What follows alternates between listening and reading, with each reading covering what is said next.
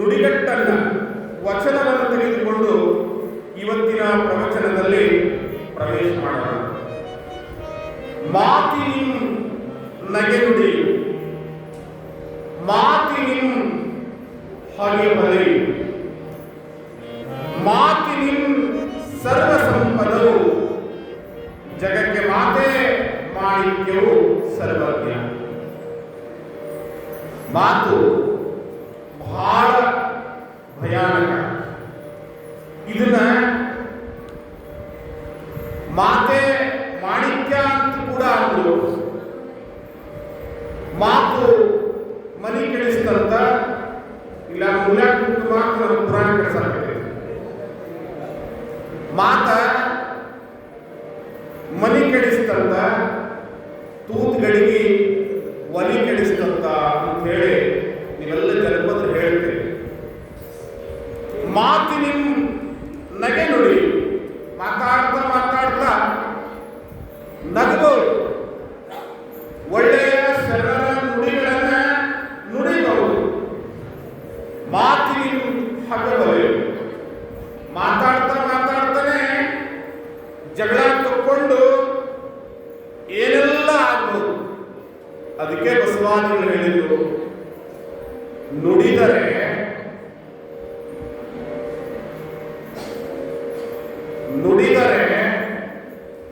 ಮುತ್ತಿನ ಹಾರದಂತಿರಬೇಕು, ನುಡಿದರೆ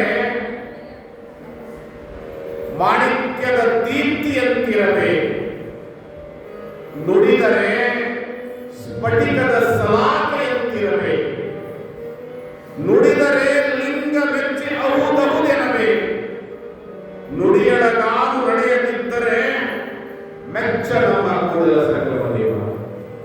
ಆಡಿದ ಮಾತು ಹೆಂಗಿರ್ಬೇಕಂದ್ರೆ ಮುತ್ತಿನ ಹಾರದಂಗಿರ್ಬೇಕು. ಆ ಮುತ್ತಿನ ಹಾರದೊಳಗೆ ಎಲ್ಲಿಯೂ ಕಲ್ಮಶ ಕಾಣೋದಿಲ್ಲ. ನುಡಿದರೆ ಮಾಣಿಕ್ಯದ ದೀಪ್ತಿ ಅಂತಿರಬೇಕು. ಮಾಣಿಕ್ಯ ಎಣ್ಣೆ ಬತ್ತಿಗಳನ್ನ ಹಾಕದೆ ಬೆಳಗುತ್ತಾ ಇರತಕ್ಕಂಥ ದೀಪ ಅದು. ಎಂಥ ನಿರ್ಮಲವಾಗಿರ್ತಕ್ಕಂಥ ದೀಪ ಅದು. ನುಡಿದರೆ ಸ್ಫಟಿಕದ ಸಲಾಕೆಯಂತಿರಬೇಕು. ನುಡಿಬೇಕು. ನುಡಿದ್ರೆ ಹೆಂಗೆ ನುಡಿಬೇಕಂದ್ರೆ ಲಿಂಗ ಮೆಚ್ಚಿ ಹೌದು ಹೌದು ಹೌದು ಅನ್ಬೇಕು. ಆ ರೀತಿ ಮಾತಾಡ್ಬೇಕು.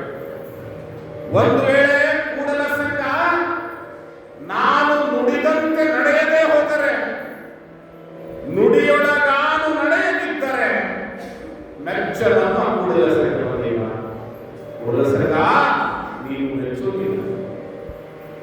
ನುಡಿಯಲ್ಲಿ ಎಚ್ಚೆತ್ತು ನಡೆಯಲ್ಲಿ ತಪ್ಪಿದರೆ ಹಿಡಿದಿರುಪ ಲಿಂಗ ಕಡೆ ಸ್ವಲ್ಪ ಕಾಣ. ದೇವರ ದಾಸಮಾರ್ಯ ಹೇಳ್ತಾರೆ. ಎಂಥ ದಾಸಮಾರ್ಯ! ಸ್ವತಃ ಪರಮಾತ್ಮ ಪಾರ್ವತಿಯರೇ ಆ ಪುಣ್ಯಾತ್ಮನ ಆದರ್ಶದ ಜೀವನವನ್ನು ನೋಡಲಿಕ್ಕೆ ಧರೆಗೆ ಬಂದಿದ್ರು, ಭೂಮಿಗೆ ಬಂದಿದ್ರು.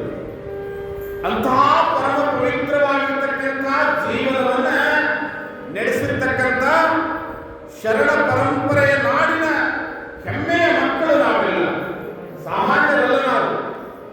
ಬಸವಾದಿ ಪ್ರಬಂಧರು, ಮಡಿವಾಳ ಮಾಚಯ್ಯ, ದೋಹಾರ ಕಕ್ಕಯ್ಯ, ಸಾವಿರ ಸಾವಿರ ಶರಣರು, ಲಕ್ಷದ ಮೇಲೆ 96,000 ಶರಣರು, 777 ಅಮರಗಣಗಳು, ಇವರ ಮಧ್ಯದಲ್ಲಿ ನಾವೆಲ್ಲ ಬದುಕಿದೀವಲ್ಲ. ಅವರ ಪಾದದ ಧೂಳಿಯನ್ನ ಭಸ್ಮವಾಗಿ ನಮ್ಮ ಮೈಗೆ ಹಚ್ಚಿಕೊಂಡು ಬದುಕು ಮಾಡ್ತಾ ಇದ್ದೀವಲ್ಲ. ಕನ್ನಡದ ಜನ ಎಂಥ ಶ್ರೇಷ್ಠ ಜನ ನಾವೆಲ್ಲ, ಎಂಥ ಶ್ರೇಷ್ಠ ಜನ.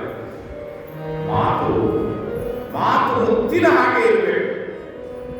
ಶ್ರೀಮಂತರು ಆ ಕಾಲದೊಳಗ ಊರಿನ ಇನಾಮದಾರ್ ಗೌರು ಮನೆ ಮುಂದ ಕುಂತಿದ್ರು. ದೊಡ್ಡ ಮನೆ, ತಲ್ವಾರ್ ಒಂದು ಸ್ವಲ್ಪ ಸಾಡ್ದು. ಆ ಮನೆ ಮುಂದ ಜೇಸಿ ಕಟ್ಟಿ ಮೇಲೆ ಗೌಡ್ರು ಕುಂತಿದ್ರು. ಒಂದು ಹುಡುಗ ಗೌಡ್ರ ಮನೆ ಮುಂದೆ ಹಾಗೆ ಹೊರಟಿದ್ದ, ಇನಾಮದಾರ್ ಗೌಡ್ರು. ಅವ್ರ ಮನೆ ಮುಂದೆ ಹಾಯಿ ಹೊಂಟಿದ್ದ. ಗೌಡರು ತೆಕ್ಕೇಕ ಕಾಲ್ನ ಕಾಲು ಹಾಕೊಂಡು ಒಳ್ಳೆ ಟೇಸ್ಲೆ ಕುಂತಿದ್ರು. ಬರೋರು ಹೋಗೋರ್ನೆಲ್ಲ ನೋಡ್ತಿದ್ರು. ಈ ಹುಡುಗ ಒಳ್ಳೆ ನಿಂತ ಗೌಡ್ರ ಕಡೆ ನಮಸ್ಕಾರ ಅಂತ ನೋಡಿದ್ರು. ಅನ್ಲಿಲ್ಲವ ಬಹಳ ಅಚ್ಚರಿಯಿಂದ ಗೌಡರ ಬಾಗ್ಲ ನೋಡಿದವನೇ ಅಂದ, ಅಲ್ಲ ಮನೆಯಿಂದ ದ್ವಾಡ ಕಟ್ಟ್ಯಾರ, ಬಾಗ್ಲಾರ ಎಷ್ಟು ಸಾಣದ, ಇನಾಮದಾರರು ಗೌಡರು ಸತ್ರಂದ್ರ ಇವ್ರನ್ನ ಹೊರಗೆ ಹೆಂಗ ತರ್ತಾರ ಅಂತ ಗೌಡರು ಕೇಳಿದ್ರು. ಸಿಟ್ಟು ಬಾಳ ಬಂತು. ಲೇ ಅಧಿಕ ಪ್ರಸಂಗಿ, ಮನಿ ನನ್ನದು ಯವ, ಈ ಬರ್ತೀರಿ, ಮನಿ ನನ್ನದು, ಬಾಗಿಲ ನನ್ನದು, ನನ್ನ ಬಾಗಿಲ ಬಗ್ಗೆ ಮಾತಾಡ್ತಾನ ಇವ ಅಂತೇಳಿ ಕರಿ ವಾಲಿಕಾರನ ಅಂದ್ರು. ವಾಲಿಕಾರನ ಕರೆದು ಹೊಂಟನ್ನು ಹಿಡ್ಕೊಂಡು ತಂದು ಮನಿ ಒಳಗೆ ಹೋಗಿ ಕಂಬಕ್ಕೆ ಕಟ್ಟಿದ್ರು. ಕಟ್ಟಿ ನೀರೆತ್ತಿ ನಾಲ್ಕು ಕಳಿಸಿದ್ರು. ಬಿಡ್ರಿ ಅಂದ್ರು. ಆ ಗೌಡ್ರ ಹಂಗ ಬಿಡಬಾರ್ದ್ರಿ, ಇವ್ರ ಅಪ್ಪನ್ನ ಕರೆಸಿ ಇವ್ರು ಬುದ್ಧಿ ಹೇಳಿಸಿ ಬಿಡಬೇಕು ಅಂತ ಮನೆಗೆ ಕಳಿಸಿದ್ರು. ಹೇಳಿ ಕಳಿಸಿದ್ರು. ವಾಲಿಕಾರ ಜೊತೆ ಅವ್ರ ಅಪ್ಪ ಬಂದ. ಯಾಕ್ರಿ, ಯಾಕೆ ಕೊಡಿದ್ರಿ ಇವಾಗ ಅಂತ ಕೇಳ್ದ. ಅಲ್ಲ, ನಾ ಜೇಜಿ ಕಟ್ಟಿ ಕೂತಿದ್ದೆ, ಹಾಲು ಹೊಂಟಿದ್ದ, ನಮ್ಮ ಮನೆ ಬಾಗಿಲು ಸಾಯ್ತದ, ಗೌಡ್ರು ಸತ್ರ ಹೆಂಗ್ ಹೊರಗೆ ತರಬೇಕಂತ ಕೇಳ್ತಾನ. ಏನ್ ಬುದ್ಧಿ ಕಲಿಸ್ತೀವಿ ಅಂತ ಕೇಳ್ದ. ಎಂತ ಹುಚ್ಚದಿಯಲ್ಲೇ ನೀವು?